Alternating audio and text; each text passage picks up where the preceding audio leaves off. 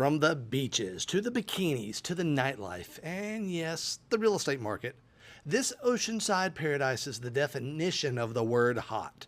Everything about it screams yes to many eager real estate investors, but to the discerning eye, it appears a storm may be brewing below the surface. You need to know about it. I'm Brian Ellis. This is episode number 212.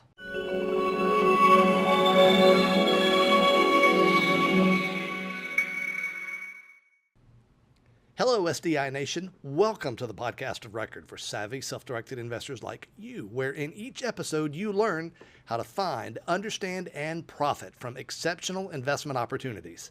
Be sure to check out the show notes for today's episode number 212 at sdiradio.com/212. You'll find a full transcript and a link to every resource I share with you today. My friends, it's Monday, and that means it's time for Market Monday, a new and weekly feature here on SDI Radio where we take a real estate market, consider what's being reported about it, what the data is really saying, and then we give you a basis to consider action or avoidance. And with today's Monday market analysis is my business partner, and much to my delight, also my wife, Carol Ellis. She's the host of the Real Estate Investing Today podcast, a contributor to the Huffington Post, and she's editor of the 700,000 subscriber strong Brian Ellis Investing Letter. Carol, what do you have for us today? Brian, you said it right. Today's market, Miami, Florida, the Magic City, is blazing hot, and its real estate market has followed suit. And things could get even better as a result of foreign capital looking for safe havens in light of Britain's recent exit from the European Union. There's plenty in favor of Miami real estate, as it has posted 8.6% appreciation in the past 12 months, and it's showing huge construction activity during a period of time in this country when new construction is in hot demand but hard to find. Plus, it's Miami. It's just cool to own a property in a place like that. But all may not be as it seems in this most glamorous of locales. Here's my gut sense of things. It looks like the boom may have already happened and it could be headed for the exits. I base this on 3 indicators that are readily available but seem to be overlooked by the press and the economists. First, Miami's hot housing numbers have been heavily bolstered by luxury housing, and that segment is showing serious signs of weakness. Before the housing crash, the Miami luxury market was booming, and it recovered relatively quickly compared to other U.S. markets, thanks to Russian, Chinese, and South American investors. But since then, the U.S. dollar has strengthened substantially, essentially making U.S. real estate more expensive to foreign investors.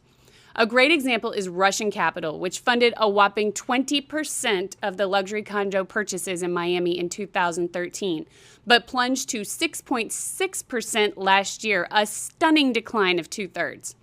Simultaneously, transaction volume fell by 20%, all ominous signs. Could the demand for a safe haven created by Brexit revive this market sector? Sure, but for how long? Second, the boom premise is based on a myth. When investors, foreign and native, started buying in Miami, the premise was that Miami property was a good investment because luxury buyers, specifically moneyed, retiring baby boomers, were, quote, moving back to the city to live in areas with rich entertainment, good healthcare options, and high walkability. Unfortunately, most of the buyers have been extremely eager investors and not baby boomers.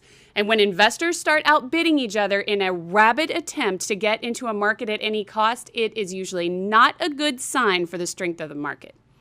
Third, developers are not taking the hint.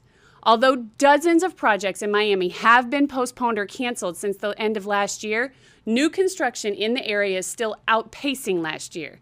Developers have sunk more than $4 billion into construction since January of 2016, and with comparable West Coast markets like San Francisco and LA posting a serious dearth of new construction, many investors are tempted to think that any new construction in a hot market is a sign of health and growth potential. However, the new construction in Miami is not, for the most part, affordable, lower-end housing, but high-end housing, which further bloats an already overbuilt sector. So does that mean that you should cross Miami off your list completely? Not necessarily, but I believe you should view Miami as a hot right now market, not an opportunity just waiting to happen. Despite this tepid endorsement, I do see 2 points of opportunity in this market. First, look into lower-end housing in Miami, where home prices have jumped 13% in the last 12 months. For these properties, demand is growing along with a population of buyers who have been renting and now want to own and feel they have the financial wherewithal to do so.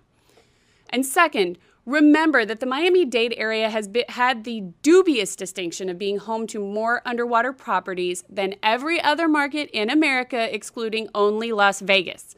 So if you've got the skills to work directly with banks or even some with underwater homeowners, Miami presents a large amount of opportunity. My bottom line on Miami: it's an interesting market and there is some opportunity scattered throughout it, but be cautious and let the core of every investment decision you make in Miami and elsewhere be this: always respect your own capital. Very well said, Carol. Look, folks, here's what I hear in that report.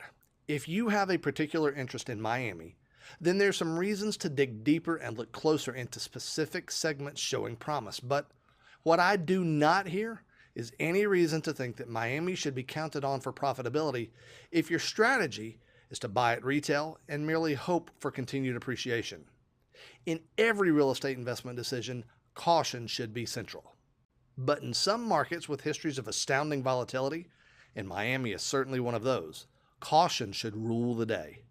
Always ask yourself these three questions. Is it simple? Is it safe? Is it strong?